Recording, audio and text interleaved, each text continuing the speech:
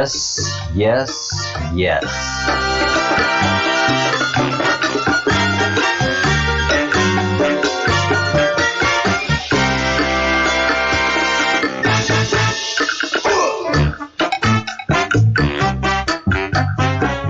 Yes, it's Friday. TGIF. Oh, yeah.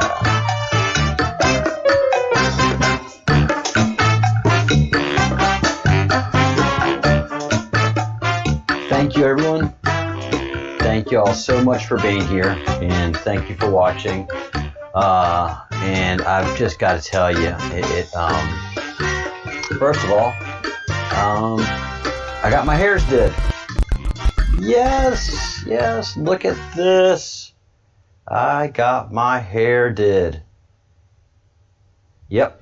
I got rid of my COVID cut, and now I feel like me again. I look like me again. That was a lot of hair. Also, I just got to say, to have 6 thumbs down before I even start just tickles me pink. Oh, that just made me smile, and that makes me feel good. Yeah, it speaks volumes. So even before the conversation starts, you just have people that are like, So, golly, thanks y'all. That just inspires me and motivates me and excites me. And keep the thumbs down coming. Keep the thumbs ups coming too. You know, all 11 of you watching now, please give a thumbs up or a thumbs down. Either way, you're voicing your opinion. You know, and as long as you're not hammering me with it, you know, that's fine. I get your idea, I get where you're coming from, but you go on and on and on about it. I'm the one that goes on and on and on about things. There's just, if there's 2 of us going on and on about it, you know, arguing in a chat room, that's just an argument. I don't want to be a part of that. So, welcome everybody. Good to see you, and I wish I could say hi to you individually, and I will. I've started the membership program in YouTube. And so members can use the chat section, and we can have the same conversations we were having before, just without the ugliness, man. And that's the only reason I discontinued the chat. It's just it hurt me. It hurt so many people, and the ones doing the pain had no idea they were doing it. And you know, and it's keyboard warrior stuff. So you know, you don't have the person's feelings in front of you. And some people don't even care about feelings. So, unfortunately, I had to discontinue it. But if you become a member, then it's right back to the same live stream and many of the people that you used to enjoy chatting with.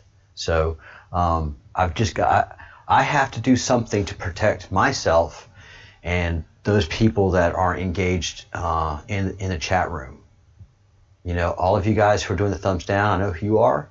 And you're just doing it because you just want to jump in that chat room and just tear into me and you know, just do the meanest thing. And you're saying, no, I just want to.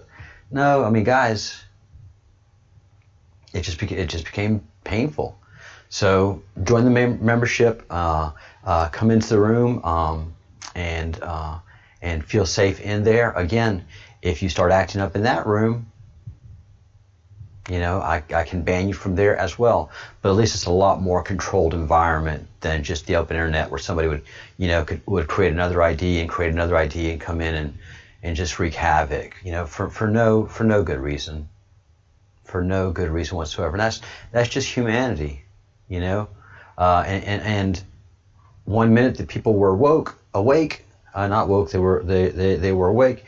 And then they were just mean as all get out, saying, "Oh, I can't wait till we elevate," and then just ripping right into either another person in the chat room or me, your host, for no reason, no benefit gained, nothing. So we have a difference of opinion. It's more important that you and we become comfortable with having differences of opinion and not have to force a person that doesn't believe in the flat Earth to believe in the flat Earth. Don't make it a wedge into your relationship. If you don't believe in UFOs, then don't use it as a hammer to beat the person up that believes in UFOs, because suddenly you that don't believe in UFOs, you got to apologize because UFOs are actually real. And you don't have to apologize to anybody, but you have to forgive yourself for being wrong, and that lightens your load. That doesn't make you so defensive. It's okay with saying you're wrong. It's also okay with having your fundamental beliefs and be happy with those. All right, so June, I just saw your email. Don't get frustrated. Don't get frustrated. I will get with YouTube and we will get this sorted. Please do not worry. We will get it sorted and taken care of and resolved, and we'll get that membership going. And again, everybody that's watching and listening, please become a member. Join the chat, and if you can't afford to do so, we have other members who are more than happy to give you a scholarship and have you to come into the chat room again, for those of you who can't afford it. So drop me an email at the Breadcrumbs Project at gmail.com, and we'll get something for you, for those of you who just can't afford it. As you know, those of you that can't afford it, that do afford it, that is so incredibly important to me, and it's incredibly important to those that can afford it a little bit more, to help those that can't afford it. That's how humans really are. Humans are generous, kind people, and they are always looking. If they can afford to help, they're always looking to help. I just know that to be true, and that's the way it's been all my life. And all of this hatred that people have, all this rioting and calling everybody a racist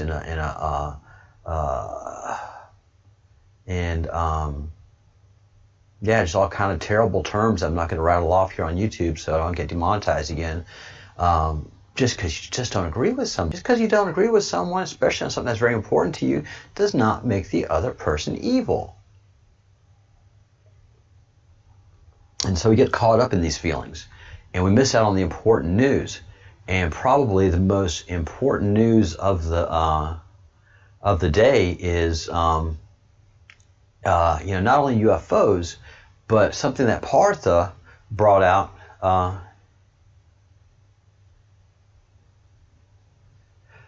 Hey Michelle, how are you? I'm sorry. I know you didn't catch all the chats, but there was some really mean things done and said to people, and some huge feelings hurt that shouldn't have. It got carried away sometimes, and I lost a dear friend, nemesis, by no means of my own, just by the actions of other people in the chat room. So I get your thumbs down, but I'm sorry. I have a responsibility to my own health and well-being, and the health and well-being of the people that talk in the channel. And I gave plenty of warnings that we can't have abuse in the chat room. We wanted to create a very safe space so people can share their controversial ideas. And that just didn't happen. And so the chat room became a source of distraction, as it is kind of right now.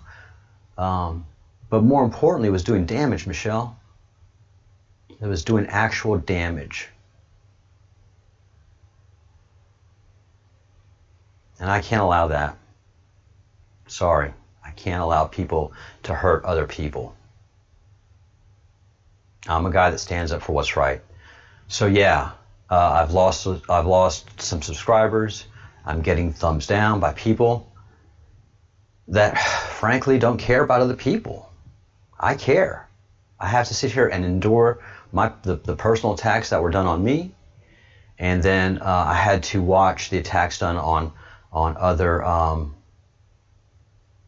people that I consider friends. Moderator on moderator. Ugly, ugly, ugly, ugly, and really has done damage, lasting damage. So I will lose some subscribers. I will get some thumbs downs. I will take the pushback, but I will stand up for people. I take my responsibilities very seriously, and so people not being able to chat to me is far less consequential than somebody being able to tear into somebody else and do psychological and emotional damage to people that just do not deserve it. So, yeah. So, it is what it is, and it's there. So I thought I'd comment on it. But again, getting back to the news that's been going around in Partha. I say again too much, by the way. You can email me during the show if you want to communicate something to it, and I'll take a look at it. And if you want, and if you're send it to me during the show, I'm going to comment about it. Unless you say, please don't say anything about this, but this is how I feel about that, and I'll respect you. I mean, I've displayed nothing but respect for folks. Okay, I disagree with you, but I've never been disrespectful. Did people push back against me and I push back equally? Yes. For every action, there's an opposite and equal reaction. If you're going to get ugly with somebody, don't be surprised if they get ugly with you. And then get offended. So, here we have dual screens. All right, so in dual screens, we're taking a look at the 2019-2020. Now it is a locust infestation. We just have so many weird weather anomalies happening. The pink dome, the weird lightning, the floaty objects, the UFOs that go fast, the stuff that was recorded by the Navy and the Pentagon has authenticated and the President has authenticated. We have all of these weird weather phenomena and UFOs, and then we have this incredibly bizarre locust infestation going on globally. It is 2020. How is it for you? And I had a friend of mine on Facebook. He's kind of what prompted this locust thing. Look up. He was like murder hornets, Sahara. The Sahara Dust Bowl hitting South Louisiana. 2020. That's enough. I mean, the only thing left is aliens. And then I copied the article that talks about Congress investigating UFOs because they consider it a serious threat now. And he couldn't even comment on that. So 2020 is incredible, is absolutely incredible. And the locust infestation is global. It's in the Americas. It's in it's in places where you just don't have locust infestations or locust swarms, especially India.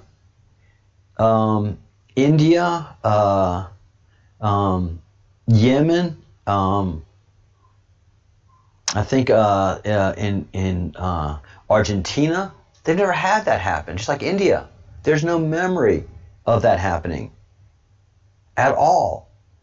And so this is just absolutely incredible news that is going on, having to do with the locust.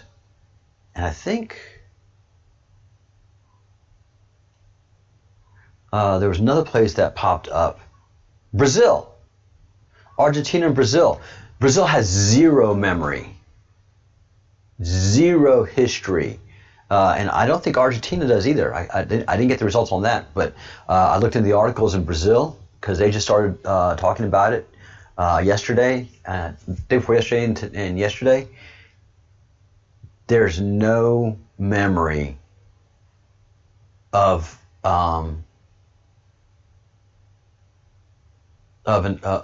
swarms of locusts in Brazil. This is all new, just like India, just like Partha was talking about. They said worst in 50 years. And Partha says, I'm I'm 50 years old and I have a pretty good memory, and my family does too, and we don't know anything about locusts in India and Pakistan. That's just never happened. Brazil's saying the same thing, and I think Argentina's saying the same thing as well. And all over Africa, this is absolutely incredible. And very few people are talking about it. If they do, they couch it into it being the worst thing in 50 years. And how can they say 50 years? Because there's no historical record of 50 years ago that they can reference to that this is happening. They just generically say the worst in 50 years. Hello, everybody. How are you? Thank you for coming to the Breadcrumbs Project. We are doing our investigations, and right now it's the end of times portion of our show. That's right, the end of times portion, where all the eschatologies of the religions around the world talk about the end times and dictate certain things that say that these times are coming. Global events, earthquakes, we're having them. Disease, pestilence, got that, check. We got a global pandemic in the 21st century, which is just as shocking as it could be, conversationally speaking. This pandemic could have been stopped early, but there it goes. So there's just so many insane things happening around the world. The weather-wise, the booms from space that we hear over India, Partha was witness to. The sudden darkness in Beijing that lasted for 3 hours for no explanation, and that happened also in other parts of the world. Just crazy things in those senses, and also just the increased activity of UFOs and the federal government taking that seriously. So all of this news leads to some events happening in the future. It's all building up, and in checking up all these things that are building up, let's check the Schumann and see how it's doing. That's a good thing to do in the day. Boom! It's popping everywhere. So it's as busy with the spikes, with the OG spikes, as Wage would call them, and also the frequencies. They are getting stronger at the different levels. This stops at 40 hertz. I wonder why it stops at 40 hertz. I wonder why the tool doesn't go as far as the signals go. Why it stops there. But I'm learning more about this. So we have this activity, and then we have all the activity going on in the sun. And most of you guys have seen this, so I'm going to mute it. But I just want to watch that big ball of something coming out of the sun right there.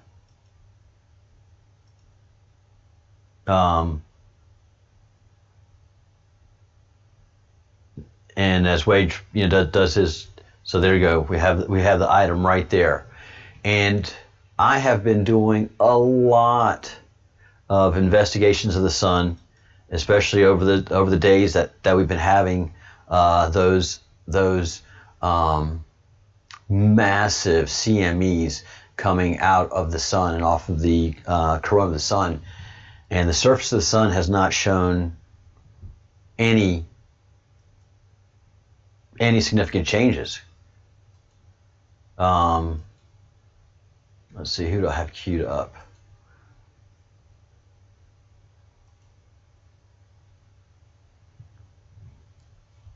So you have, actually this one doesn't have it. I'm not as good as Wage yet on pulling the correct satellite and the correct image and all those things. I'm getting practice, and I'm building up my my knowledge base on this, and it's just to get everybody everybody wise to what's happening on the sun, and it takes me to do the project management and become a little bit of a subject matter expert on the sun and activity. But here's something that Wage did point out yesterday, and there is Comet Neowise. So it's making its journey around the sun, and where'd it go? Where'd it go? And there's the sun flashing too, by the way, which is very, very, very interesting. So there's Neowise, and then it's gone. Oh, and then we start again. All right, so that's how that loop goes. So once Neowise goes away, it starts off at the bottom. And a cut, and there we go. And so the large objects coming out of the sun do not coincide with any surface activity of the sun, and that is really really interesting and indicative of something going on in the sun that is not kosher. And I have been able to do some more digging on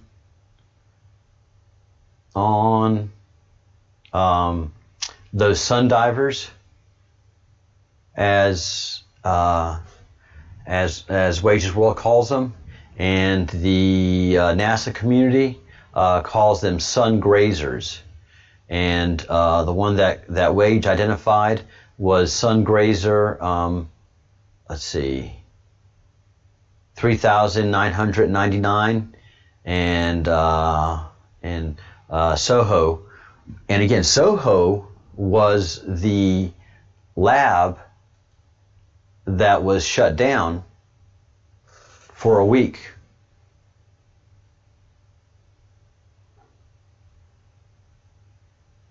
So the Sunspot Solar Observatory in Soho, which is tied in with this observatory, was the place that was shut down for a week, and where we see a lot of this unusual, activities of the sun, having these large objects coming out of it and nobody talking about it. But it's kind of neat that they are talking about the little sun divers or the sun grazers, and I'll be doing some more research on that. And at 7 o'clock, actually my time, in 5 minutes, we will be talking about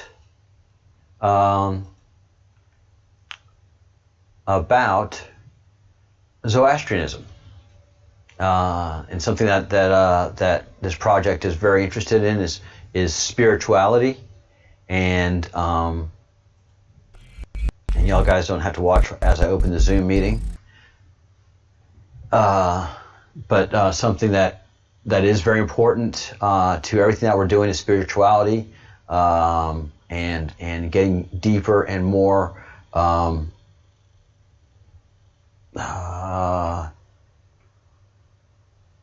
deeper and closer aligned with any religion that you participate in. Oh, look! Hold on, let me turn on my volume. Hello. Hello. You came in early. Hello. Oh, I'm a few minutes early, but I'll sit and listen to you. Yay. Okay. Well, let me pull you up here. I have to do my technology. All right. Feroza? Yes, it's Feroza. Very Yes. good. Nice to meet you. It's nice to meet you. You go ahead and finish your conversation, then we can talk. The conversation is over. You're the conversation. Pardon me a little bit because I hear an echo in my earpiece, and so sometimes I'll talk a little weirdly, but it's a part of all the software that manages this stuff. Yeah. Chance, tell me a little bit about your Breadcrumbs project. Absolutely.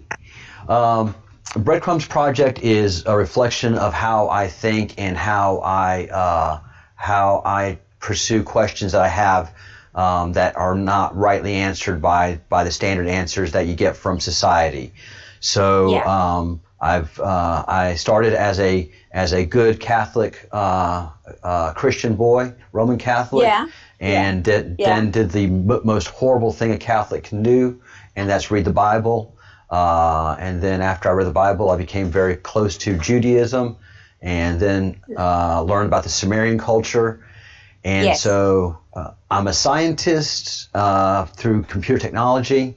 I love archaeology, and I love spirituality. And so I go answering questions. I do that by picking up breadcrumbs. And what I've done so far is I've built up what I think is a very good video library for people to start understanding what is happening in the world, and also understanding religions that they have no concept of, and yet all of our religions globally have a synchronicity, and especially the incredibly old religions like Zoroastrianism and Hindi and Tibetan. Yep, and we're all interconnected. We're all the same people. We're all interconnected. We all came from the same, whatever we want to call it, Father, Mother, God, universe, source, mitochondria. And so the biggest project for us is to spread love and light, as opposed to the division that everyone is sowing right now. Yes. And they're doing it at home, they're doing it at school, they're doing it on the streets, and there's no effort for unity. Yeah, that's just, I don't know why this is happening so much all over the world in so many different religions. But, to start talking about Zoroastrianism, as you know, Zoroastrianism is probably one of the oldest religions in the world. It started out like about 4,000 or 5,000 years BC. There was a man, was a man called Zoroaster, actually was born as a little child, and was named Ashozarthusht. And he was born, they say, smiling instead of crying. And so his parents nurtured him on, and he was very much like you in the Breadcrumbs Project, in the sense he was connected to the earth, connected to the people, connected to nature. So in Zoroastrianism, there is an awful lot of prayer to the environment, which people don't understand. They, as you say, you came from a Catholic background, but connection to nature and connection to water, wind, ocean, that would be seen as pantheism in Catholicism. It is.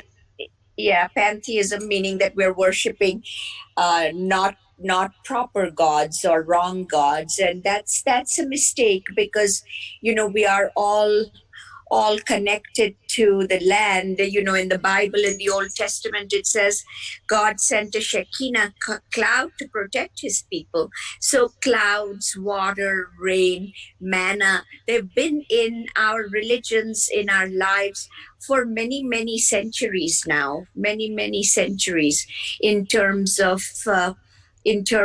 things that we should revere, that we should watch, protect the ocean, protect the earth, protect the wind. But in Zoroastrianism, the interesting thing is, I think maybe because it's a northern religion, and probably in northern Iran it was cold.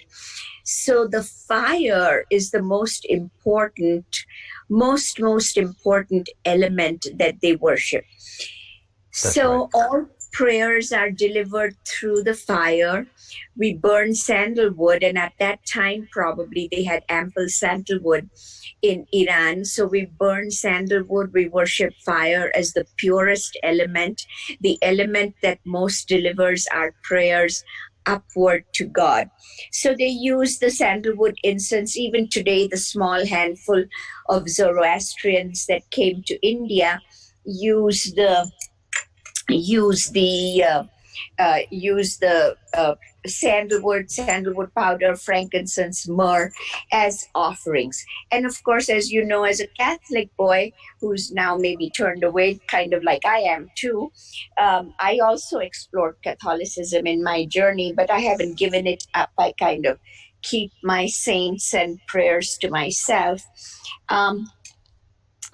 We offer incense and we send the prayers upwards. Here, can you see this? Yes, Charles, I can. Can you see? That's a portrait of Zoroaster I made when I was young. When I was getting over a breast cancer. So that's Zoroaster. And that's an interesting story here. I don't know if your camera can still see. It's beautiful. And if you go down a bit. So the story, again, connecting to the fire, it's a common story. It's a story that's there in Islam. It's a story that's there in Hinduism also. In Hinduism, that prayer is called the Satyanarayan Puja. So the story is that there was a poor woodcutter in town in Zoroaster's time. And the poor woodcutter would go in the forest and cut the wood and bring the money back, and there would be money to feed the children. Okay. But one day he went and the wood was all gone and it was all burned up and there was no wood to cut anymore. So he came home and he told his daughter, I don't have anything to give you, any food to give you. So the daughter actually went begging to the king's house and she said, can you give me some food? And they drove her away. So after Herb having been hungry for 2 or 3 days, she had this dream in her little hut. And one of the angels of Zoroastrianism called Behramijad appeared to her and said, look in the corner of the house. And in the corner of the house was a handful of jewels. And the angel said, tell your father to sell these and then there will be money for food for you. And so that's one of the reasons why Behramijad is one of the angels in Zoroastrianism that is greatly revered as someone who will fight your battles for you, as someone who will also help you be victorious over your enemies, provide for you. So he is in the form of a horse, and often people worship horses and also cows as a result of this. Now, this is the same story in Hinduism. If you go back to very ancient Hinduism, as you know, Hinduism greatly believes in the planets, right? So astrology is a significant part of Hinduism.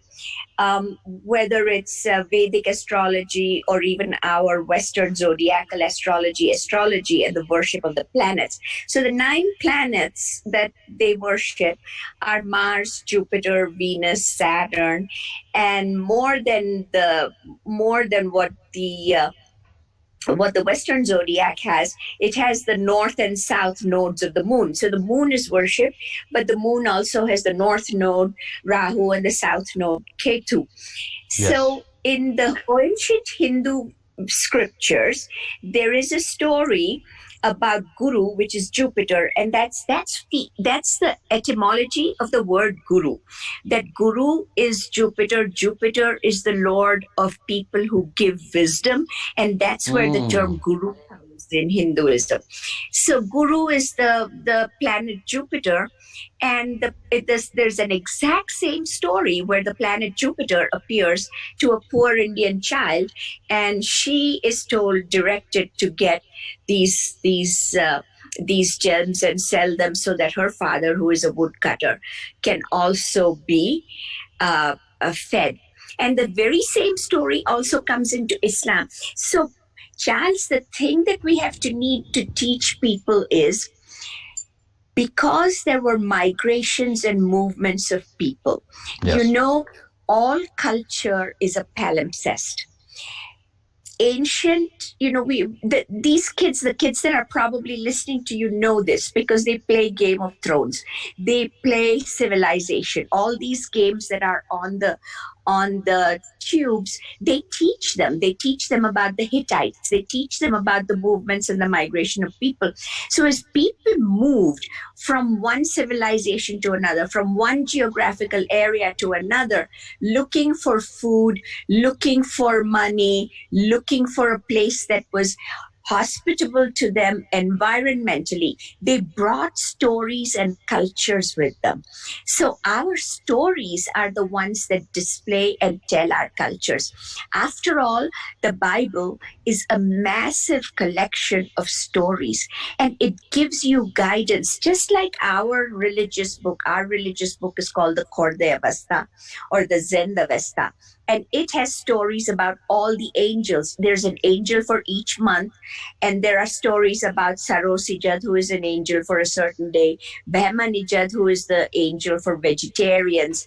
Behramijad, who is the angel who helps you fight off enemies. So just like we have angels for each day, there are all these other cultures that took on the notions of angels and the items in the world that helped them. People moved for hospitable conditions. Today, everybody talks, well, it's colonialism. It's colonialism. They did this. They came and they wiped out the indigenous people. But they came because they were looking for a hospitable place to live. And that's where we need to begin our current movements towards peace and understanding of each other. Instead of asking for reparations, instead of asking for statues to be brought down, instead of these active protests that we've been having, where can we understand where these people came, where these people brought their stories from, how these stories can enlighten us so that we can go into a civilization of peace. What the three tenets of Zoroastrianism are: good thoughts, good words, good deeds. Zoroaster, at that time, very primitive religion, not having very much else to believe in, not having very many gods to go by.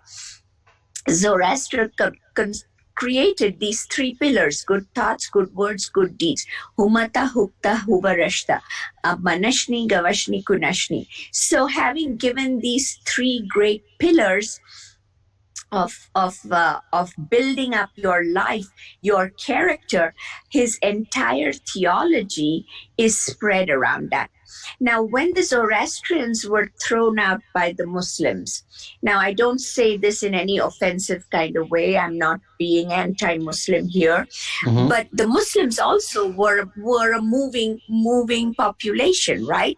They're also moving from Saudi Arabia, from the desert areas, looking for places that are habitable to them. So they come into Persia, which is, of course, having lots of the land of milk and honey for them, as it were, having lots of prosperity, lots of fruit, lots of water, lots of land to fertilize and so forth. So the Muslims come in. They bring with them Islam, but the Muslims believed that Islam was the true religion, and so they persecuted everybody else. So they persecuted the Zoroastrians.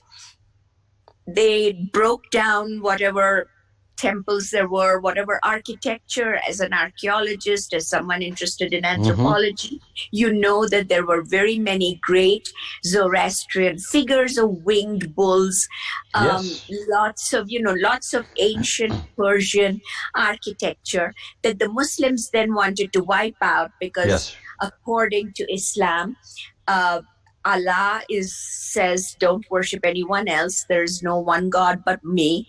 And in that sense, he's very biblical. So Muhammad too took from whatever was Jewish theology, whatever was Abrahamic religions. So that being the case, he was against any kind of idol worship. There wasn't any real idol worship in Zoroastrianism other than the worship of the fire. And but they drove the Zoroastrians out. A handful of Zoroastrians took their fire because the Muslims came, they sat on the fire. They took the fire and they got on boats, and I don't know how they managed to keep that holy fire alive on the boats. They arrived on the coast of India in Gujarat in a town called Sanjan. and near Bombay, and they started their settlements there. And this one story, I think, is very instructive to us right now at this time. When the Zoroastrians arrived in Mumbai, they could not talk they didn't have the same language, they could not talk to the Raja. The man, his name was Jadi Rana. And they said, how should we communicate to him that we have come peacefully? So they asked him for a bowl of milk, and they asked him for some sugar, and he gave them a bowl of milk and sugar, and they stirred it. And they said to Jadi Rana, we will merge with your people. We will mix with you like sugar mixes in milk, like milk dissolves the sugar. And so the Zoroastrian Parsis that came from Persia took on a lot of Hinduism, but when they took it on, they also discovered that what they were taught by Zoroaster was very similar to old Vedic traditions of Central Asia. So we have to think of all these people as these Central Asian people from the roof of the world, from that area we call Tashkent, where there were Zoroastrians, where there were Buddhists, actually at much later. But, where that roof of the world where so many religions have sprung, and of course the Vedic Aryans. The Vedic Aryans always saw themselves as superior. Similarly, the Persians, who were white-skinned, stronger, could ride horses, always saw themselves as victorious. And that's the origin of that sense of I don't want to put it this way, superiority, and people will misinterpret it, but it's not a sense of superiority so much as ability. They were people of great abilities. They were people who could do things. And that's why they also built many civilizations. At the same time as Zoroastrian civilization was being built, as you know, in Iran, there was also, Mohenjo-daro and Harappa, which are very old civilizations in the Indus Valley. So all these people from Central Asia were all the same. Today, our message has to be to all young people, whether they are white, black, brown, yellow, or where I live in New Mexico, we actually believe in aliens. So we believe in green people, right? Yay. So I say black, brown, yellow, green, whatever we have to accept, embrace, bring together. We don't know, I'm so near to Roswell and so much part of the New Mexican culture that we don't know. We do believe that aliens did come. They visited, they mixed, they taught us. Yes. So part of New Mexican culture is that there was this spaceship where people came and left us some traditions of being one with all the cultures. Yeah. The Hopi tradition, the Hopi Indians. Yes. Yes, the Hopi Indians all believe that because, here where I live in Albuquerque, New Mexico, we say we are tricultural, that there is a Native American culture, that there is a black culture, there is a white culture, but there are other cultures. The Native Americans are broken up into the Pueblo people as well as the other kinds of people that rode horses. And near me are the Pueblos of the Isleta, Zuni, Hopi. And we are all the same people. Charles, you should let me read one poem to you from my book of poems. My book of poems is called Chiffon Saris. Here is the cover of that book. Can you see that? Oh, it's beautiful. Yeah, so as you can see, New Mexico and India. Yeah, Taos Pueblo, the Lady of Guadalupe. Oh, yes. And this pink river is the Rio Grande. And the Rio Grande brings the life of all the people together. So I was not prepared for this, but I will pull out my book of poems and read you the first poem, the book of poems is called Chiffon Saris. And I will read you the very first poem, which I call Indian.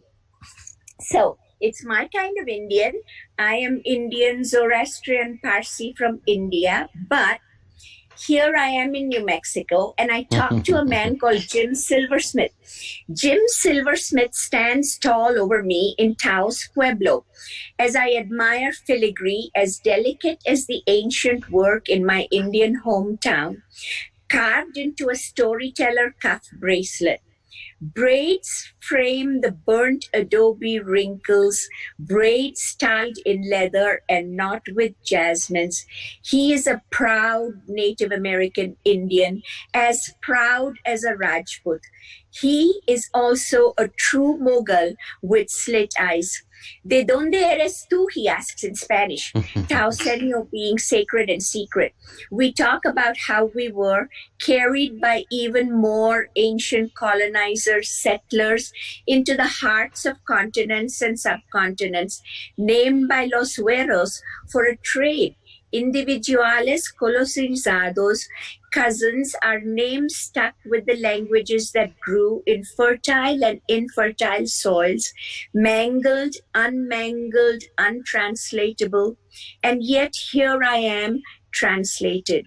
Here in Taos, Pueblo, nestled in the crook of the sacred mountain's mothering shoulder, mesas turned into rocks piled upon rocks, patthar patti, as we would say in India, and merged with the red-brown sandstone sculpted by the wind into arches, like the Arches Monument near us, sifting, shifting sands in one grand sweep from Dead Horse to the Deccani Plateau in South India, Jahilia in Arabia, Mongolia, all holy sands from Mecca and Medina to Chimayo, where the Virgin made herself manifest. We are all the same people coming overland through the northwestern passages into the hinterland, over air into the northeastern passages, coming to fill the vast diasporas all around us. How's that for you? Beautiful, beautiful. And yeah, diasporas are around the world. No religion is still in its origin, and there are more practitioners outside of that place of origin of religion than in that place of religion. Zoroastrianism, Judaism, Islam, all of them have diasporas around the world. Yes, they do. Zoroastrians, actually the Parsis who came to India because of the Muslim persecution, and I say this with no harm or no discrimination towards the Muslims. It's facts. But the Muslims did persecute the Zoroastrians, and because of that, they kept to themselves and they prevented intermarriage, and they didn't want us to be mixing with Muslims and so on and so forth, and said the Muslims were harmful to us. And indeed, in some ways, the Muslims continue to do this, but we have to try to reach out to them and tell them that we are all the same people. But they prevented the intermarriage. So Zoroastrianism became a very small community. Zoroastrians now, the practicing Parsis, they say, are only 1 million in the world. But now, increasingly in Iran, because the people are feeling frustrated by the mullahs, they are wanting to convert to Zoroastrianism. And the Iranians who have left because of Ayatollah Khomeini or because of oppressions have moved to different parts of the world are converting to Zoroastrianism. We cannot stop anyone from converting to a religion. You know, the small group of Parsis want to stop people from converting to a religion. We can't. God is accessible to everyone. This, I say, you know, probably one of the Catholic sins that I have committed is that I'm not a Catholic, but I take the host, I take communion. But, you know, why not? Jesus died for all of us. Jesus's body is there for all of us. That communion, that bread and wine is just as valid for me as for a practicing Catholic. Right. Is that not true? That is true. Yeah. So he is there for us. He is there for me as much as he is there for you, as much as he is there for Pope Francis. I really revere Pope Francis these days because he is opening up the religion to so many people, to so many of us. You know, he has created new novenas like the novena of the Virgin of Knots, and it's accessible to all of us. Why should not we pray a novena? Why shouldn't I access the help of St. Jude, whether I am a practicing Catholic or not. And so this is the thing that we need to teach. Now, I'm going to say something very controversial, and I hope I don't lose my job over it. But since the African American people are asking so much for reparations, my issue is we've had so many protests, so many violent protests and protests here. In my town of Albuquerque, they wanted the statue of Juan de Oñate taken out. All right, Juan de Oñate was a terrifying colonizer. I understand this. But who does the land belong to? The land originally belonged to the Native American people, and here it would mostly have been the Laguna people, and it was the Acoma people that Juan de Oñate persecuted. However, it's time to forget all of that. It's time to do that exercise that Dr. Hugh Len talks about, which is Ho'oponopono, forgiveness, and move on. Forgiveness and move on. If we keep on saying my ancestors were destroyed, my ancestors were persecuted, my ancestors were whipped and tortured, and yes, we understand that. We are sorry. I love you. Please forgive me. I'm sorry. And let me ask you this. But move on. Pharaoh, let me ask you this. Who were the ones that did that? Was it the Confederates of the South? Or was it the people of the North, the Yankees? And it's the Yankees that came in and overthrew the South and stopped the practice of slavery and such. And so most of the if you're aggrieved and want reparations, you don't go to the people that helped you and freed you. Go to the Confederacy. Yes. And go to remnants of those, but to hold Albuquerque, to hold New York City, to hold Chicago responsible for these things, no, those are the people that sacrificed and fought for your freedom. Yes, but it's time to give it up. Absolutely. It's time to whoever it was who persecuted whoever. It's just that people were moving and migrating. And, when there is a threat, if there is a bear at my doorstep, which happens frequently now in New Mexico, we have bears coming down from the mountains. If there's a bear at my doorstep, what am I going to do? Am I going to embrace it knowing that it has claws to tear me apart? If there's a bear at your doorstep, you're going to have to deal with it. And that's how, whether they were colonizers, whether they were movement migrators, whether they were people who brought slaves, if they dealt wrongly with people, they were trying to protect themselves in self-defense. I'm not now here, someone is going to jump on me and say, oh, you're supporting the Second Amendment. And well, people have the right to carry and self-defense. I've been thinking myself recently that I need to go get a gun.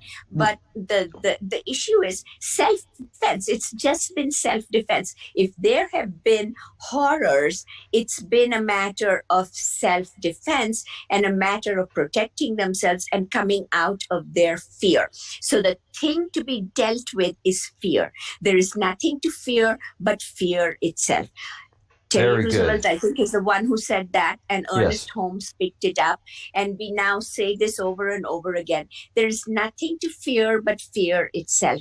And so the African Americans are functioning out of this sense of fear. We're going to be put down. The white policemen are coming after us. Don't function out of a sense of fear. Don't function out of thinking this person is my enemy, that person. This I say also to the Zoroastrians in my religion is, but let's just try to go beyond it. Let's permit intermarriage. Let's permit greater hybridity. Let's permit better understanding of each other. Because if we come into more and more closets and knots of people who don't communicate with each other, then we create more fear, we create more polarization. The situation in America right now is very polarized. We don't need to do that. We need to start stretching our hands outward and asking everybody, whether they're white, brown, yellow, blue, green, like I say, embrace everybody. Use your ideas of good thoughts, good words, good deeds, and just live with people in peace. Live with people in peace. It's everybody is so defensive right now. This past weekend, I received a whole series of abusive texts from an African American property manager of the house behind me. The boys have been noisy. I've been complaining about the parties. She got really mad. She said, then it becomes a civil rights issue, and the Office of Civil Rights called me this morning.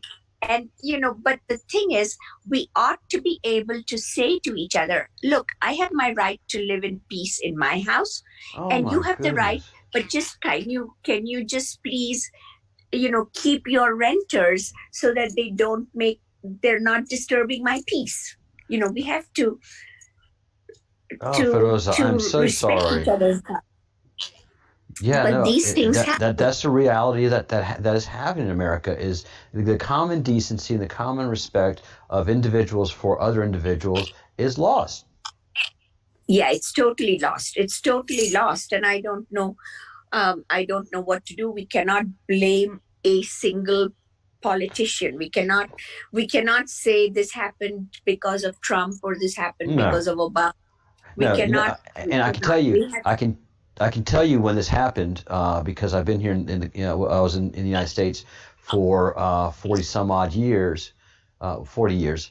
And I remember in 1976 when they removed prayer and God from the schools.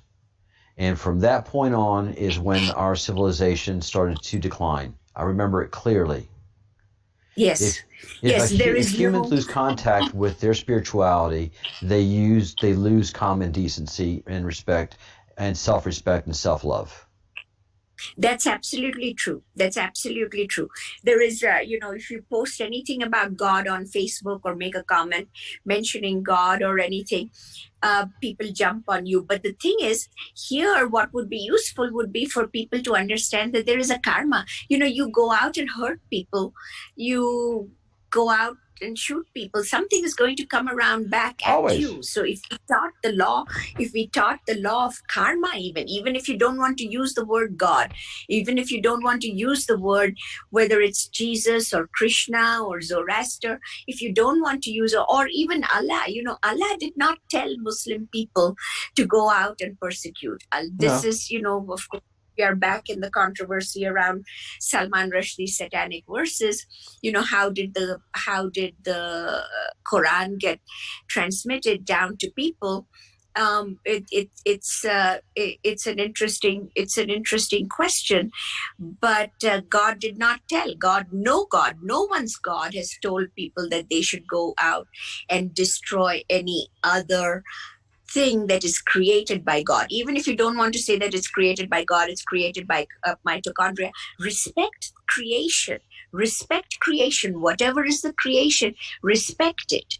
That's the important thing that we need to convince people of. We are all children of God. They don't want to use the word God. Somebody jumped on me the other day on Facebook when I said, we are all children of God. We are all made in the image of one God, one Father, Mother, as they say in Christian Science, one Father, Mother, God. We are reflections.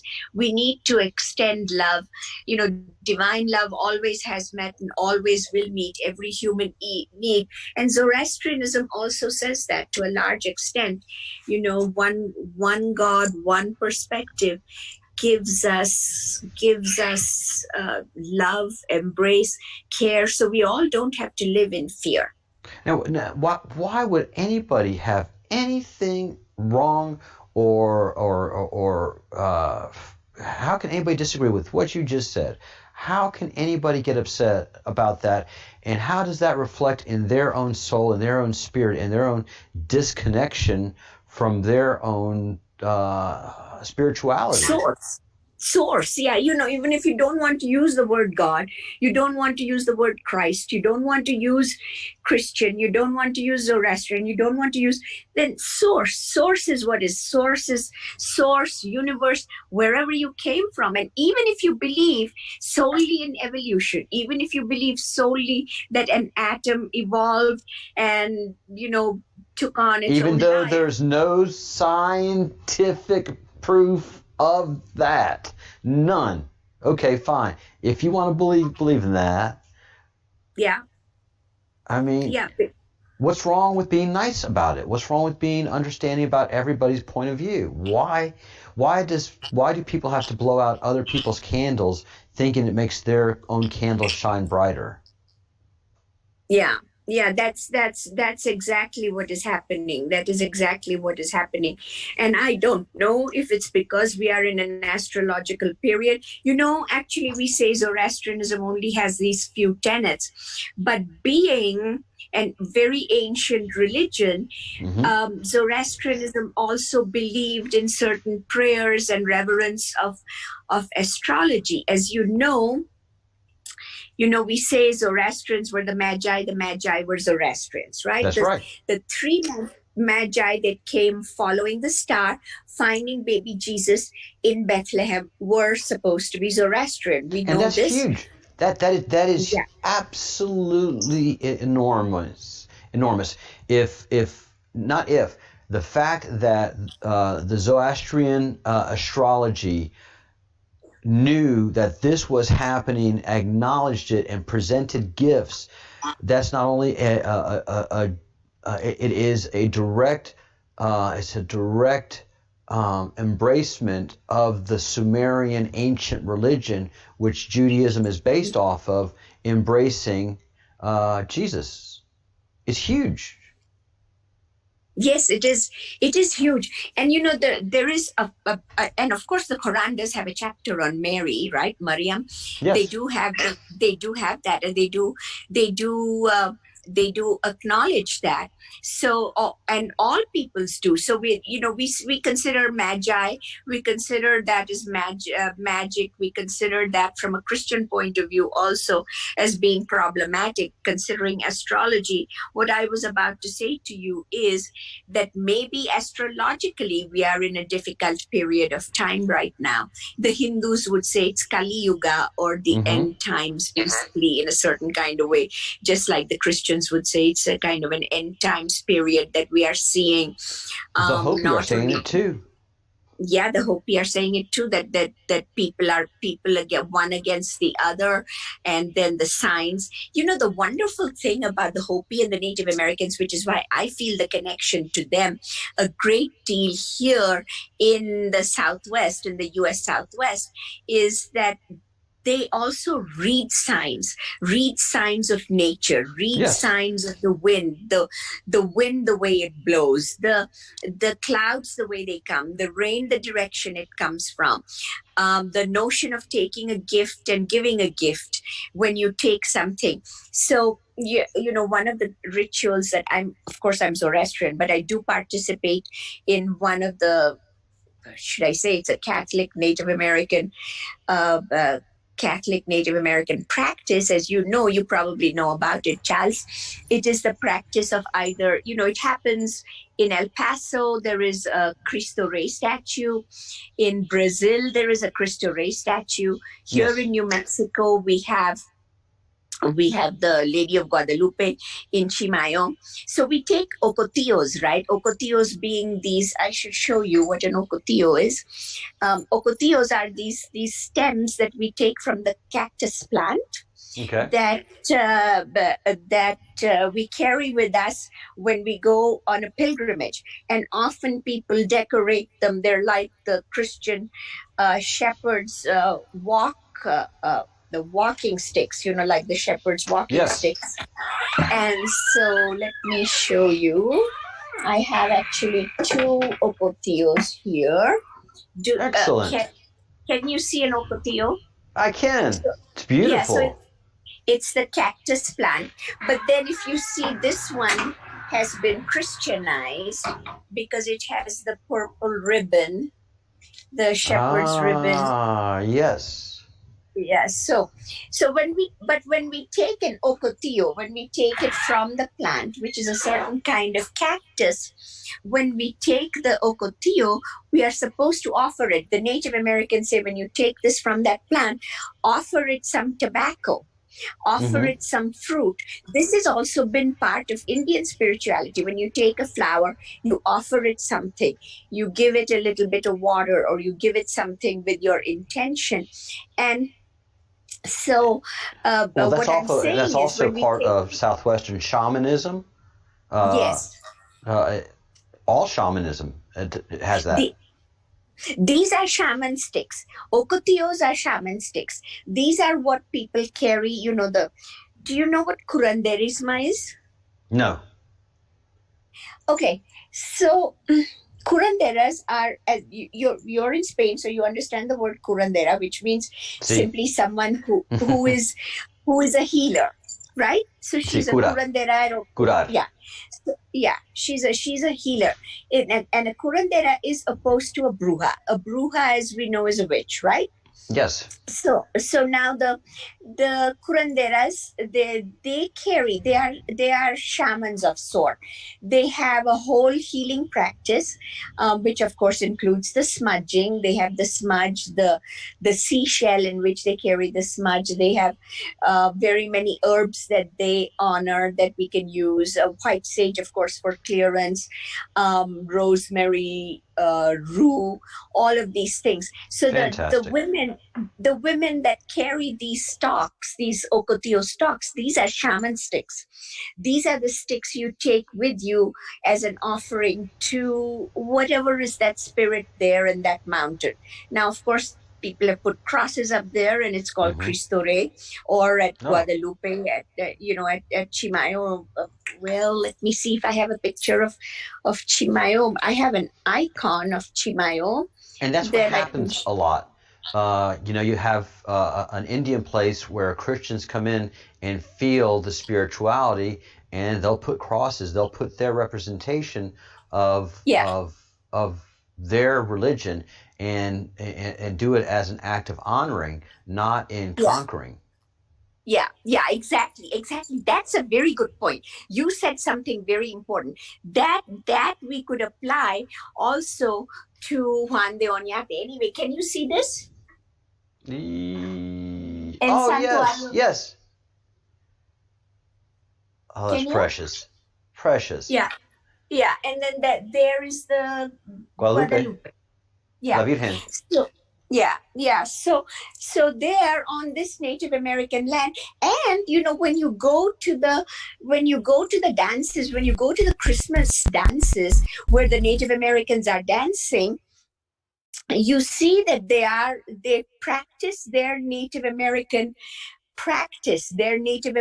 dancing, their Native American ways of calling the wind, the rain, and so forth, even in places where these crosses have been put, or where these churches have been built.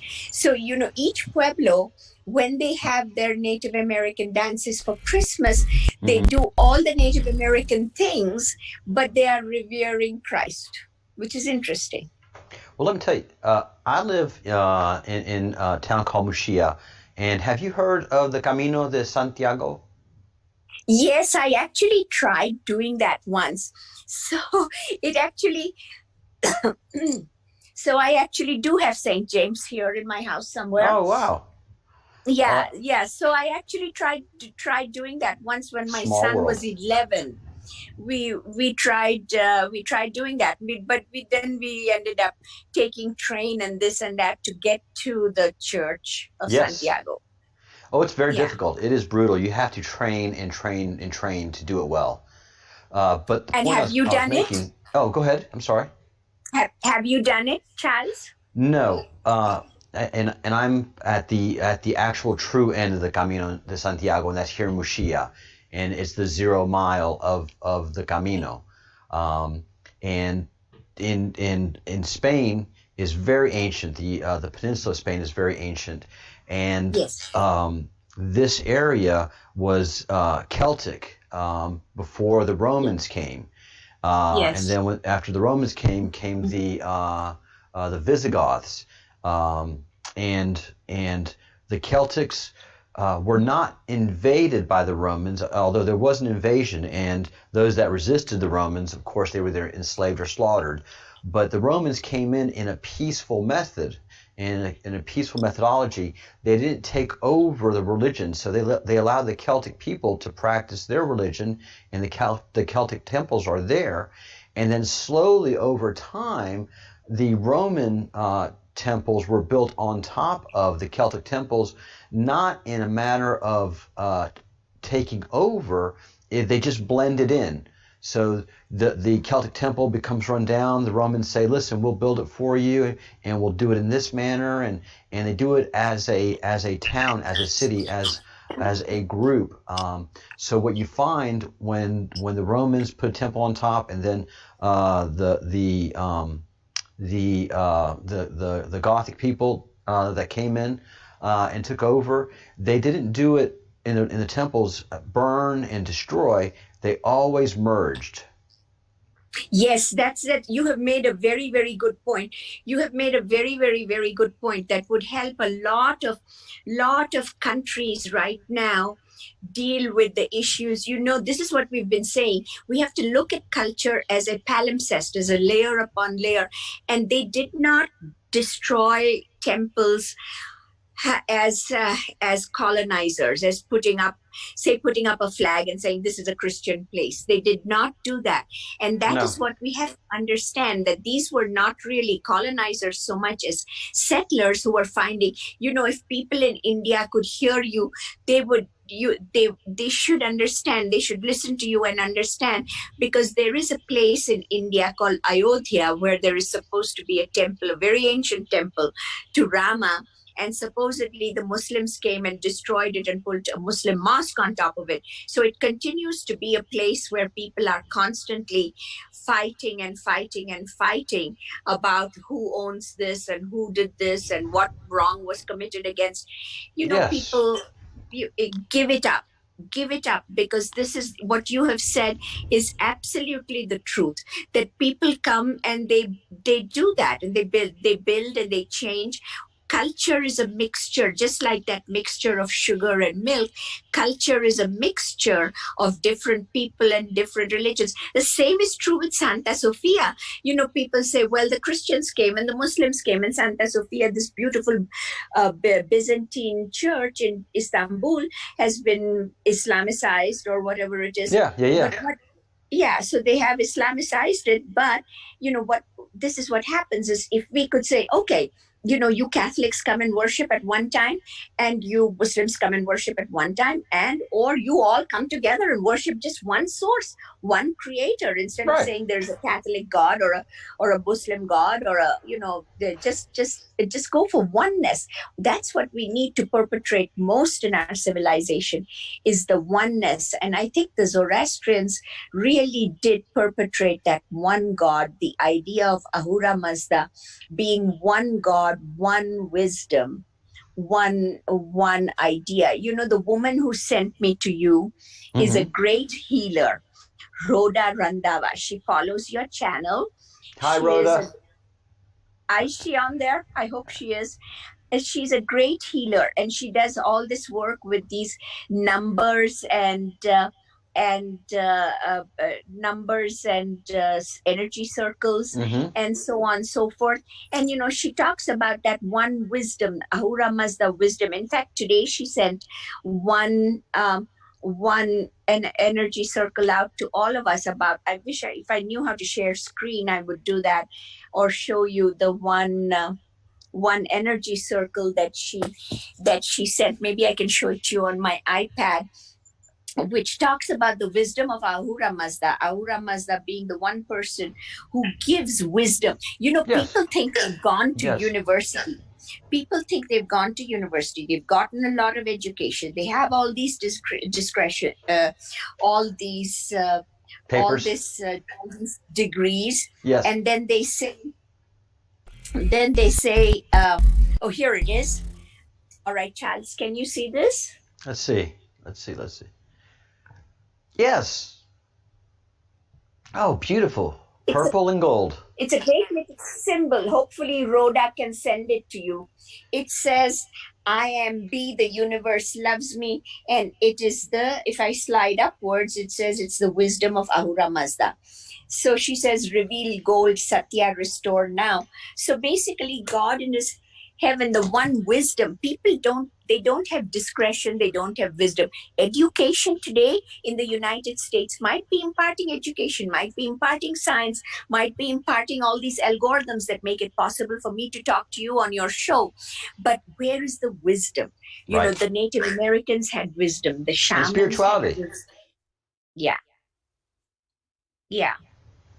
Yeah, so that's what we need, is the wisdom, the connection to God, the ability to talk to God, and the ability to connect. The Zoroastrians have a whole string of prayers that are called gathas, or songs. And interestingly, Thich Nhat Hanh has taken on that word also, gathas or songs, in his teachings. And the gathas are basically ways in which to come into a meditative trance, to listen. And this is also what, somebody like Mary Baker Eddy in Christian Science says, you need understanding, just calm down. Think carefully before you pull down a statue, before you complain that this white person did this to me, before you complain that this black person, just calm down. Think quietly about the God in that person. Hindu culture say namaste. I salute the God in you. You please salute the God in me. And that's the thing that we need to do to stop all of this, to stop all of this division. I don't know what politicians have sowed this intense division among our peoples, but that's what we need. It's the media. It is television. It is the movies. And it is the new news cycle that allows somebody to believe what they want to believe, not in what there is to believe. That they can, we are what we say in many circles is that we are all in the same movie theater, looking at the same screen, but we're seeing two different movies. CNN is doing a great damage to people. CNN, great damage. There are two commentators, Chris Cuomo and Don Lemon, and it's like their business is to brainwash or to they're not giving news anymore, but just this political commentary on a daily basis. I am so tired of listening to Don Lemon. He's trying so hard to put ideas in the minds of young people and to get them to believe it. And he wants to appoint himself almost as a prophet, as a leader. Absolutely. Listen to me. I'm telling you, this is what your president is doing wrong. Just let people think for themselves. Stop telling them you need to think this way. Stop telling them, what are your political ambitions? That's CNN is doing great damage to the civilization right now. It is. And the people that listen to CNN have to listen to CNN. And if they can't listen to CNN, they get very upset if they don't have that available to them. And MSNBC is the exact same way.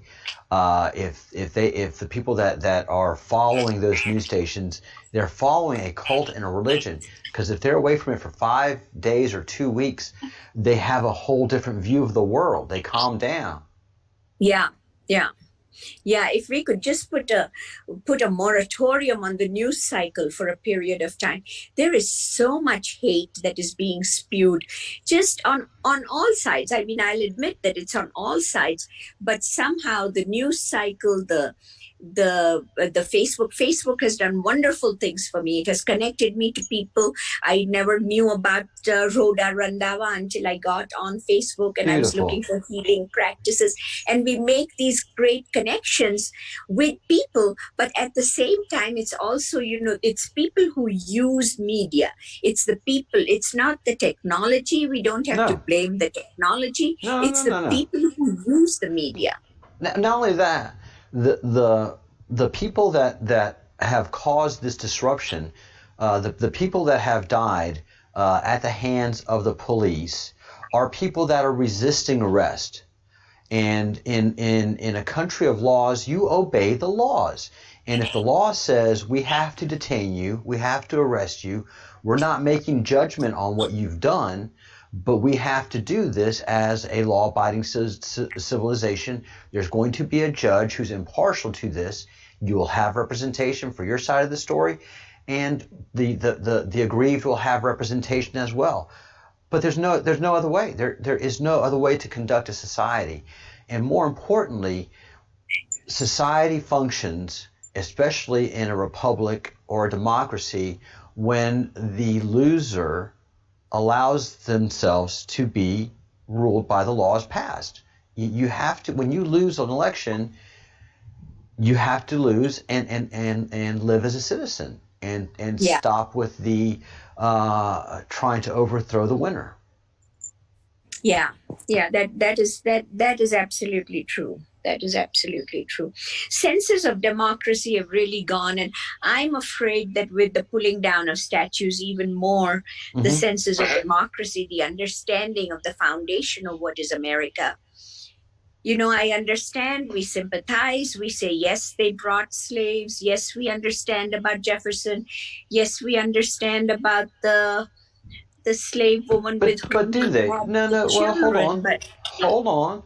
But do they? Do they understand Jefferson? Do they understand slavery? Do they understand the Jefferson family and how Montpelier ran as a place? No, they're just applying words and images. They don't know they don't know the story. No, they don't know the story. They don't know the story. They don't know the history, but they don't stop to learn. The trouble is, you know, this is where I think the biggest problem now in America is a lack of education. Completely. If we could just, you know, you said about taking God out of the public schools, I understand that. Taking the Pledge of Allegiance out of the public schools, I understand that. Okay, and I can sympathize with all of that. But all of that, but education, you know, teach basic respect from elementary school onwards, from kindergarten. How can you do that without a creator or without a sense of laws? How can you teach those things without the fundamental basics? Yeah, it's very hard to. It's very hard to. It's very hard to. Yeah, and impossible to tell them that there's, you know, they want to resist their parents, and the children say, oh, you're not the boss of me. But if you said, okay, there is a God, there is this superpower, there is something that's watching you that will control you, that would help a great deal. Even a sense of karma, you know, that would help a great deal. You have a soul. Yeah. You have a soul, and you have to curate that soul while you are on this planet. And after you leave this planet, you're accountable for your actions on that planet, whether you like it or not. Yeah. But that something needs to be done. Something needs to be done. You know, and the tearing down of statues is terrible, because then you're not teaching the history. You're not teaching who took the risk to come here, who took the risk to establish. And without these people, you wouldn't be here. This, I said, you know, when this conversation going on in El Paso, for some reason, there's another statue that's being torn down. And I said to the people in El Paso, you know, you wouldn't be here without Juan de Oñate. You are Hispanics. You are inheritors of that culture, that religion, that race. Hispanics, Latinos that are asking for, they wouldn't be here without the conquistadors. No. You're here only because the conquistadors came, and you brought the culture and brought your ancestors and brought your people. Yeah. And everybody gives the conquistadors just a horrible reputation. They have to understand when they arrived here. I forget their names. I was just talking about them myself. But when they arrived here, I mean, all of Central America was at war with each other. They were slaughtering each other and just killing each other, and it looked barbaric to the Spaniards that came here, who just wanted to bring God and their idea of love, you know, and of love, you know, of Christian love. But it was just insane, Central America. was. So yeah, in Mesoamerica, yeah.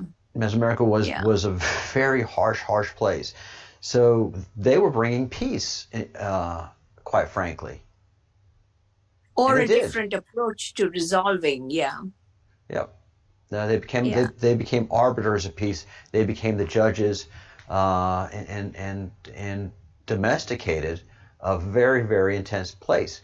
Now, Mesoamerica was very advanced in its own way, but as the Mesoamericans said back then, even to Cortez, that's what was the thing about Cortez. They did not create these great cities. They did not create these great, magnificent highways and roads.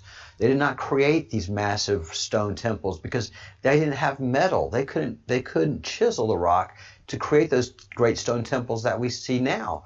They found them and they inhabited them. Yeah.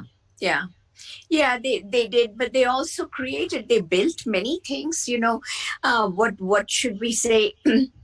What should we say about the Basilica de Guadalupe in Mexico City? What should we say? Somebody built it. Absolutely. Somebody knew how to build it, and if they built it to the glory of Juan Diego, who brought down the tilma and said, the Virgin asked me to build this, then somebody did the work, and God gave them the strength to build it. Why pull it down? Why pull it down? Why pull down the work of somebody else's hand? In Deuteronomy, it says very clearly, I will bless the work of your hand. God says whoever is the God who speaks through Abraham, who speaks through the Bible in Deuteronomy, is the same one who speaks the Quran. If you come to think of it, it's the same one who speaks the Torah. It's the one God, the one voice. And he says, I will bless the work of your hand. Let the work of people's hands be blessed. Here when they pulled down the statue of Juan de Oñate, the Hispanic gentleman who had actually made that statue was there. And he was actually crying. He said, okay, I did this work. I glorified. I was asked to do this. I'm sorry I did this. But why be sorry? My work. It is my work. And it was his work. Why be sorry? And he was literally crying. I mean, you build something and somebody comes and tears it down for no rhyme or reason. Right. And those people that are tearing the statues down think they're doing greatness, while most of us sit here and say, what in the world are you doing? It's the same thing when they took the prayer and the Pledge of Allegiance out of the classroom. America did not ask for that. There was not a hue and cry for that to happen. There was some leftist idealists that put themselves in a place of power and made the common people feel guilty about these very simple ideas, and those people have wrought the destruction that is happening to America right now. Yes, I think the biggest sacrilege right now is the attack on the national anthem. The fact that the continued notion that Francis Scott Key was a slaveholder. Well, what are we going to do? I mean, it's not about Francis Scott Key. It's about the notion, the essence of America, that there is an America over which the flag flies, the stars and stripes are. This is the stars and stripes that has given courage to people to fight off people like Hitler, to fight fight in various other wars to keep America free. I mean, that's that. If you want to tear that symbol down, then you have no America to stand by. And then they're going to say, let's not call it America and let's not call it. And it's stumbling into total chaos. And everybody again misses the point that America fought itself to end slavery. They shed their own blood to end the scourge of slavery. And then so now they want to hold the people that ended slavery accountable? Yeah. It doesn't make any sense. Yeah. And it's political. And it has nothing to do with that. Clearly, there's only one root cause of this, and it's called Marxism. And it always comes from different names: communism, socialism, whatever ism you want to put it. It's fundamentally Marxism. This is not anything against Marx. He was a very smart guy. He just defined these observations. He was a Jew. He was Sumerian in genetic background, but he just saw certain things to happen once a society becomes successful. Well, actually, to tell you the real truth, Marx was very racist. If you read his letters that he wrote about India, he was very racist. Terrible. He called the Indian people monkeys. Yes. He said they were bow down and worship Hanuman. And he was very racist. He had very no egotistical. respect for indigenous people. He had no respect. I would find you the citations and I will send them to you. Marx was very racist. He was very racist towards the Indians. He didn't think that the Indians and the Hindus could think for themselves. He in many ways, he himself promoted a kind of colonialism. I don't see why the leftists today espouse Marx, because Marx, above anything, Marx would not give any credence to African American people. I can tell you that much. No. The only reason they espouse Marx is because they don't know Marx, and they've been taught it in our schools. It has been drilled into their heads since elementary school. You will have a handful of Marxist teachers in every school, and they just keep hitting them with this nonsense. And you don't have teachers that know history. Teachers get teaching certificates, and you're told, okay, you're going to teach science, you're going to teach history. These are not historians teaching history. These are not mathematicians teaching math. These are not scientists teaching science. These are people regurgitating what's in a book and boring students. Yeah. It's we've gone too far left, and I have to say that even I'm guilty and complicit in it. But we've gone too far left in instilling in students all of these senses that the education is in fact causing this sense of. It's happening in India also. It's happening in India. Sure, there is a writer called Arundhati Roy, and she is really pushing the Marxist communist ideal. And the biggest thing that Marxism and communism and Jinping and the Chinese want to do is to get rid of the idea of God. Excellent. I was going to say that right now. What is it that Marx and Stalin said you had to do before you could instill the hope of revolution?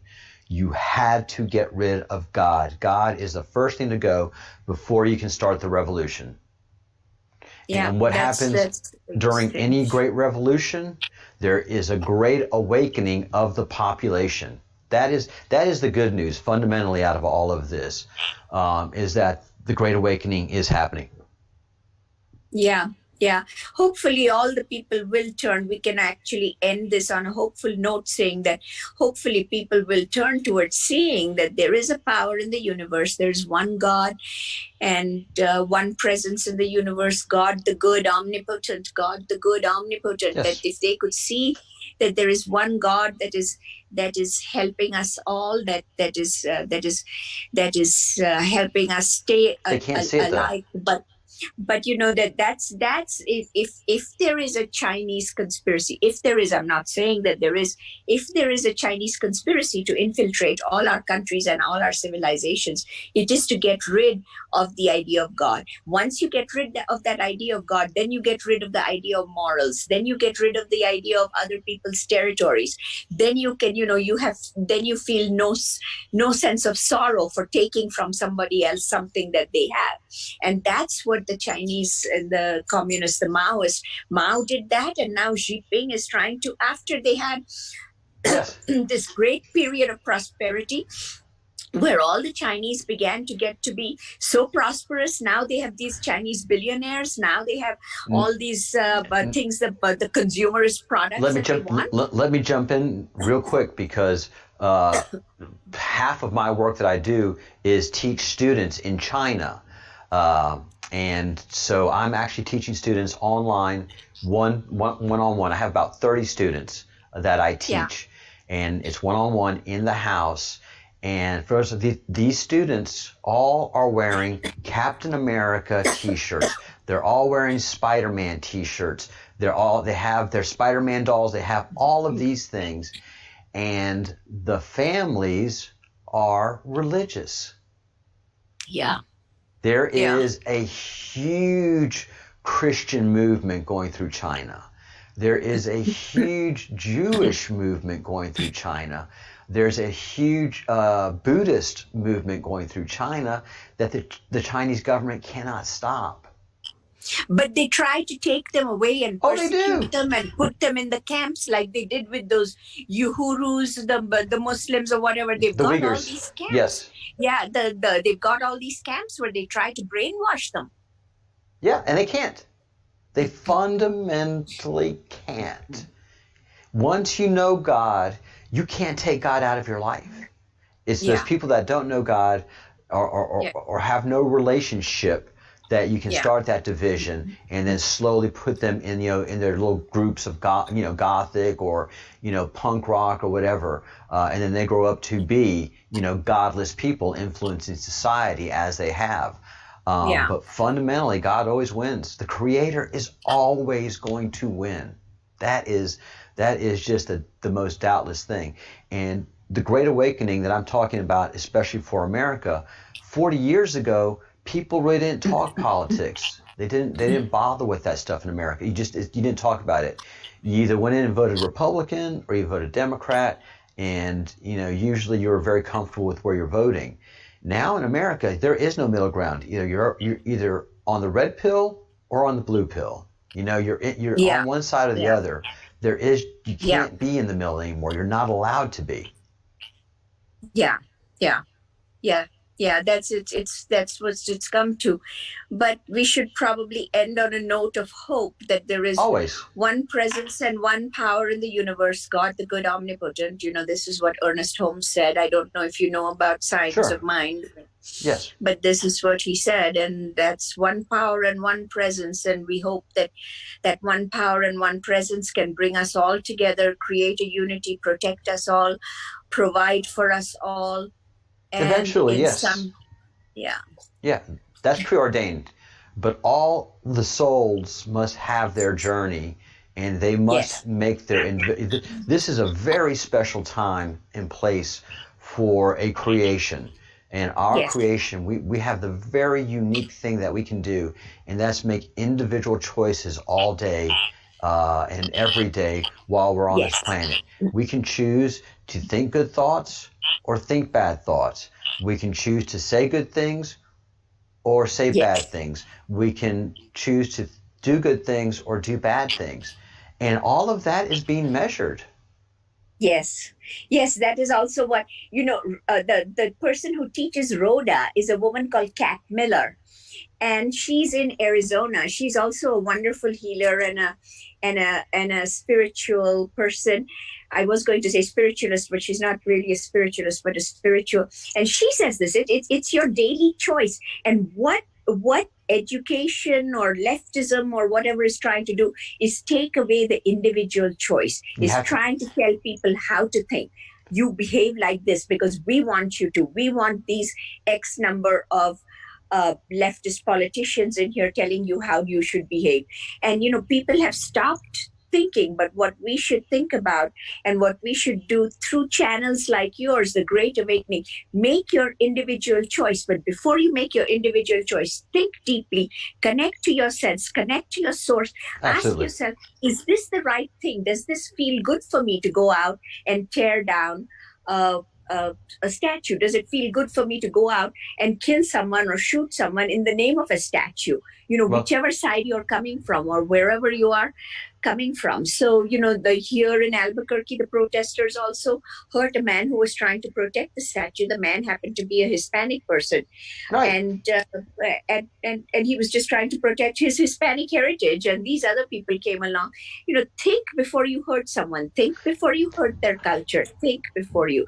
And just try to respect the God in you. And that should be that individual choice every moment as we function, as we think. And that will lead to our great awakening. And I thank you for creating a channel like that. You're very, very welcome. It's what we inspire to do here. Follow breadcrumbs. The hive mind is what creates Marxism, leftism. One person against that statue, the person doesn't even, they don't even understand why they're trying to take that statue. But when you have 200 people and they become like locusts. They have that locust effect. They get that hive mind effect, and humans can be like locusts. They can't do a revolution and be a revolutionary on their own, but when they have a hive mind cultist mentality, they can. But once they meet God, once they get to that Creator, and everybody has that moment, they'll never go back. And that's the beauty of what happens with an awakening. Yes. Yes. That was a lovely chat, Charles. That was very nice. Thank you. And I hope to do it again soon. Yes, call me. I will. Let's stay more in touch. I'm sorry I got so busy, but on Messenger, I will definitely stay in touch and expand this conversation, because I have so many questions for you now. I want to talk more about the fire. And actually, I consider myself Jubuzu. Oh, okay. Or Jubuzo. Jubuzo, Jewish, Buddhist, Zoroastrian. That's wonderful. That's wonderful.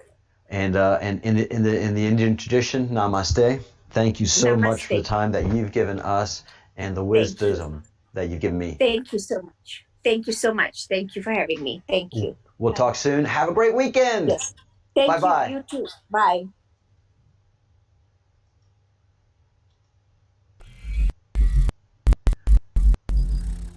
I could have gone on for hours. I know she had things to do, and had to cut the conversation just to an hour long, and I'm so grateful for it. And amazing, absolutely amazing. That is a woman with so much global experience. That we're talking about Zoroastrian, going to India, having that Hindu culture, and then coming into the American culture and carrying so much wisdom.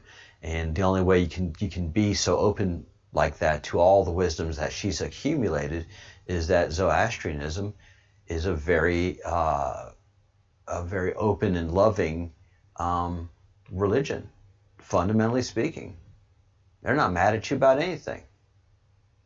What? You're Muslim? You kicked us out of our country? Nice to meet you. Would you like to have a drink? Are you hungry? I mean, I've just not heard of a Zoroastrian to hold a grudge about anything, man. I've watched documentary after documentary. Everything that I've been able to watch about Zoroastrianism and Zoroastrian religion, yes, they're a very close religion right now, and have been. But you don't have to be in that circle doing the prayers to practice Zoroastrian, to like she says, convert. It's not a big secret mystic thing.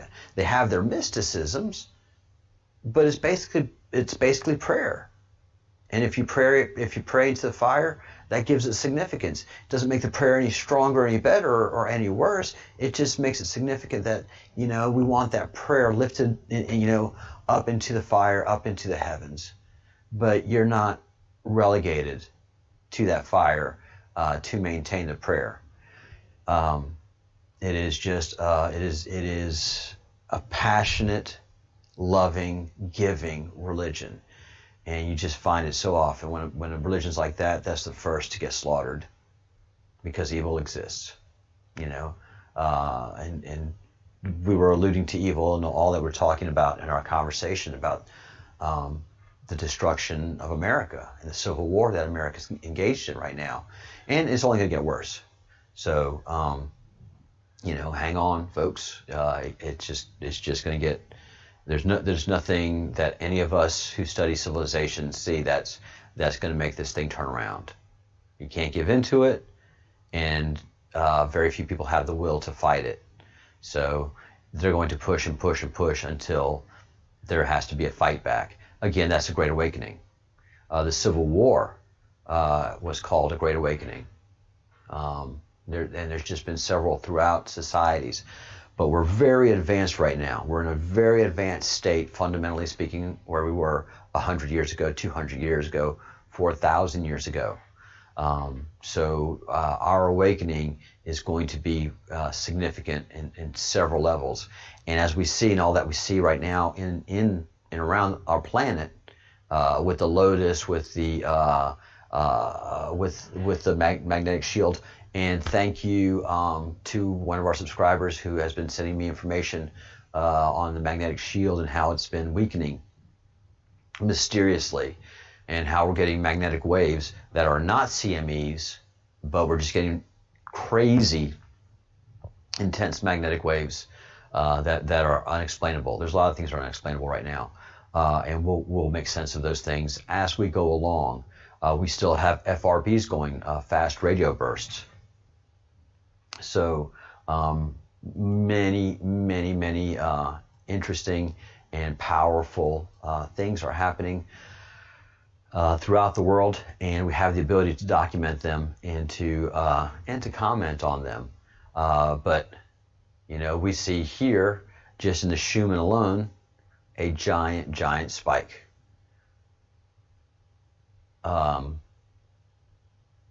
And basically now these giant spikes are coming in 48 hours apart, roughly, and then all the building up frequencies are still building up. So yeah, we have all of these activities that are going on, along with earthquakes, along with the Lotus, and along with UFOs. Hey, everybody, if you haven't done it yet, please hit the like button. And if you haven't yet subscribed, please hit subscribe. And join us in the chat after the meeting by becoming a member of the Breadcrumbs Project. If you cannot afford a membership, please let me know by an email at thebreadcrumbsproject@gmail.com. If you're interested in becoming a member, we have several members who are paying into a scholarship fund, basically, to pay for people that want to engage in the chat, want to become fellows of the Breadcrumbs Project, and fellows of the Crumb, or fellows of the Crumbs, depending on how we're addressing each other, and getting involved in the chat.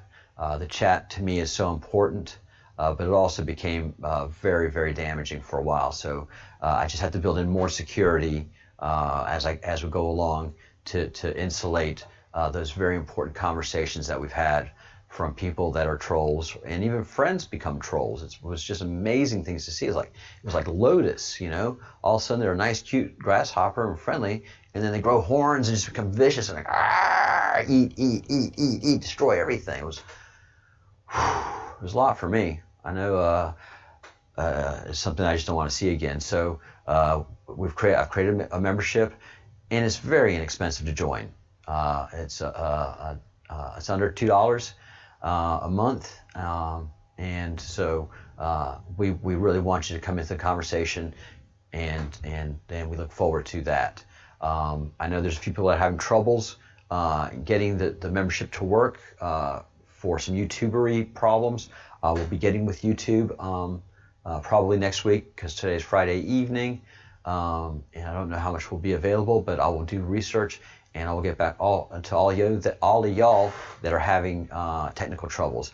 I had the same technical troubles in trying to join my own account in testing it. So I know the troubles you were having, and then just like one day it magically cleared up. So I'll get with YouTube and get that figured out for those that are having troubles. And also for all the members of the community, because one of my favorite things was giving the toast at the end of the evening session. You know, coffee in the morning, and get to say good morning to everybody that was in the chat room, and then a toast in the evening for everybody and all the hard work that they did in the chat room as well. So after I finish this stream, it will spool into its own video, so that people that are coming in and online can watch the video and be able to get the amazing knowledge that was put on us. And I'm building out the playlists as well. So there's a lot of work to do. Starting next week, I will start naming the episodes that we have, giving them titles, and also doing some proper thumbnails to give people ideas of what the videos are about. and just giving it that structure. It's a lot of work, but I just have to start doing it and get in the habit of doing it. So there we go with that. Let's see. Yeah, and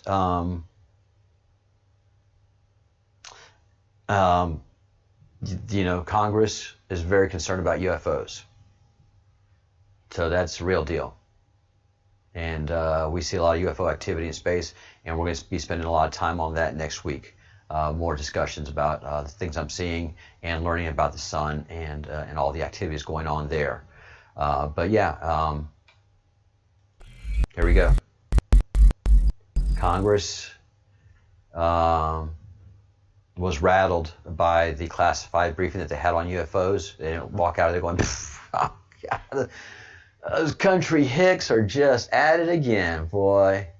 They get that moonshine, they start throwing discs in the air and sending pictures to us. No, they had a classified briefing, so, classified. That classified, yes. You have to have certain clearance, and it was given in a secure room. So that's not just any kind of briefing. And then they came out of that disturbed. So whatever the Navy is talking about has the president questioning things, has Congress questioning things, and has the Trump family questioning things. And all of those questions have one answer, and that is, it's not a hoax, it's not a joke, and it's very real, and we're going to be meeting the neighbors soon enough. I know many of y'all are excited about it, and I am nervous about it, but at least I'm making the understandings of it, and growing in my spirituality, because obviously there's a connectivity between the aliens that protect this planet, that protect the solar system, and our ability to grow and prosper individually. So the law of one, the unity of one, all of that is part of what it is to be human, and so UFOs are real. UFOs, I mean, I've got to imagine that they are spiritual creatures themselves, and there's good spirits and bad spirits. Let's not forget. If you practice ayahuasca, you know without a doubt that there are scary, soul-eating beasts out there in the spiritual realm. It's not all lollipops and rainbows. That spiritual realm can be very, very, very scary. That's why you have to do it with a good shaman who can give you the protections that you need in that spirit realm, and can lend their protections to you as you go through there. It's intense. I haven't done it.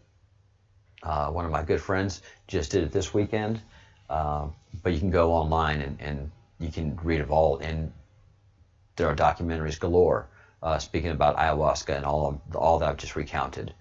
So we have good aliens, bad aliens, good spirits, bad spirits. We have good humans, bad humans. Binary is very much throughout the universe. Binary stars. Humans are binary. We have our good days, we have our bad days. We make good decisions, we make bad decisions. We say good things, we say bad things. We do good deeds, we say bad deeds.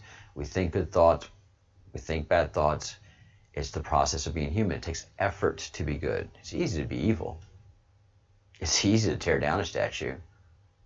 Now let's see you try to create that statue. It's easy for Marxists to destroy an established civilization. How many Marxists have established a civilization from scratch and maintained it and grown it, and it'd be a happy place? Not out there. Doesn't exist. And you can say, well, Cuba. Well, no, Cuba's capitalist, man. They have a socialist way of life. They call it communism, but you can't prosper in Cuba unless you're political. But you can be poor. Everybody's poor in Cuba. So everybody's pretty much equal except for the political class, because the political class is always more equal than others. You see how that works? So if you're in a capitalist system, then everybody has a chance to be prosperous, and for the most part, everybody will be prosperous. You'll always have your poor. But if you're in a socialist Marxist system, everybody's poor except for that political class that led the revolution. That's how it works. So exciting times ahead of us. This is truly a wild year. Why? Because it's on purpose. It's part of what we were talking about, that the end times are upon us, and these are just part of the growing pains and the signaling of it. And so, yeah, it's intense. It's intense. All right, it has been a great show. I miss talking to everybody. Hopefully, I'll get to see you here in the by and by in the membership and in the club. Again, if you haven't yet already, please like the video. If you haven't yet already, please dislike the video. Voice your opinion. You can always email me at thebreadcrumbsproject@gmail.com. I didn't stop the chat because I didn't like your opinion. I stopped the chat because people were being horrendous to each other. And some people were being really horrendous towards me. So I have a right to protect myself. And I have an obligation to protect the people in my channel. So for those of you that are upset that the chat is not there anymore, it is there. It's just in a different way. If you're upset that you have to pay for it, well, guys, I mean, this is my time. This is my light bill. This is my light bill. This whole computer setup is my light bill. What's $2 a month for me putting on a show that you find valuable? What? 12 times a week. And I'm going to put the same effort into our chat room that I had going here until people just started ruining it. I didn't ruin it. Trolls ruined it. Friends became trolls right before your very eyes because I wouldn't agree with them. Do you understand that? I mean, do you see that how illogical that is? I didn't agree with them, so they get mad at me and ruin a chat night. They didn't agree with Nemesis, and absolutely, you know, one moderator to the next just couldn't stop attacking. And I know that one moderator was just looking for the truth. But you have to be cool in how you, you know, have a complex conversation with people. So I have built a safe area for that to happen. And if somebody, again, attacks me or a fellow of the crumb in that environment, you know, I can bounce them out as well. But they can't come back in. If they come back in, they have to pay again, and I can bounce them out. So that process I don't mind. When it was the free open chat, it was just impossible for me to manage. This way it's more manageable. And again, I'm putting in many hours a day. I'm asking for less than $2. So I hope everybody has a great weekend. Those of you who are members, hang out. I'm going to end this video, and I'm going to start up the private live stream so we can have a little toast, talk about the evening, talk about what we learned today with Froza and the amazing chat that she gave us. Froza, I'm completely moved and grateful for your amazing words and your wisdom that you brought to us. And just like with Partha and just like with Angel, and I can't wait for our conversation to grow and our friendship to build, and another kindred spirit from across the world. It's amazing. Thank you so much. And I'm just seeing your note pop up. So I'm just responding directly to it. So thank you, cheers to you, and for everybody here that watched, thank you so much. And everybody that will be watching, thank you for watching this video and experiencing these amazing times with us. At least we can explain things and why things are happening. It's not the way we'd like it, but it is just the way it is.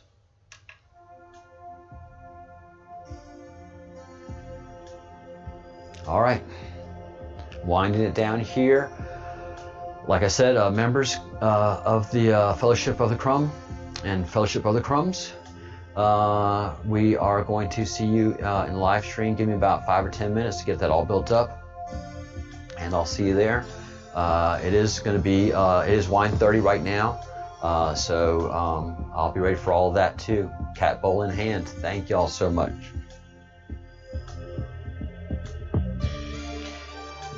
Have a great weekend. If you exercise the Sabbath tomorrow, please exercise a wonderful Sabbath. Rest, recharge, and recuperate, and get ready for another fantastic week ahead of that Sabbath. But if anything, just do as I just ask anybody to do, and that's think good thoughts, do good deeds, and say good things. It's not. It is difficult to do that, but really it isn't. But when you become the habit of doing that, your life becomes so much better. And forgive. Always practice forgiveness. You will be wronged, and you will wrong people. Never think yourself above that. You are going to wrong people. You don't think you are, and it inadvertently happens. But you do it. So forgive yourself, forgive others, love, and love others. I forgive all of y'all that gave me the thumbs down. I actually love you guys. You made me smile. You really give me a warm sensation. It's not only that you don't like something about it, but you're voicing your opinion. And it's a limited voice, and that's plenty, man. I get it. You're not happy about things. I get it. Anymore, it becomes uncomfortable. That you're letting me know, and you're giving me a thumbs down. I appreciate it. I thank y'all very much for that. But have a great weekend.